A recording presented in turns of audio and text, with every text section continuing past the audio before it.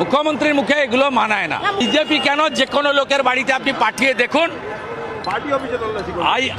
পাঠিয়ে দেখুন, পার্থ চ্যাটার্জির কচি বান্ধবী অর্পিতার মতো 51 কোটি টাকা কারো বাড়িতে পাবে না। আর আপনার বাড়িতে যদি তল্লাশি হয় 100 কোটি টাকা পাওয়া যায়। আমি মুখ্যমন্ত্রীর যাওয়া, সিপি যাওয়াটাকে মনে করি অনৈতিক, অসাংবিধানিক, কেন্দ্রীয় সংস্থার তদন্তে সরাসরি বাধা দান। মুখ্যমন্ত্রী এর আগেও করেছেন রাজীব কুমারের বাড়িতে রেড হওয়ার সময়, এবং তিনি 5 ঘন্টা ধর্ণা দিয়েছেন নিজাম প্যালেসে।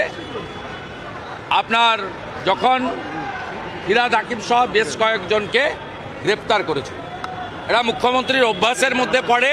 কিন্তু কেন্দ্রীয় তদন্তকারী সংস্থা তার যে সাংবিধানিক অধিকার আছে সেই অনুযায়ী যদি এই তৃতীয়বারেও এই মুখ্যমন্ত্রী এবং সিপির বিরুদ্ধে ব্যবস্থা না নেন, তাহলে কিন্তু পশ্চিমবাংলায় ভুল বার্তা।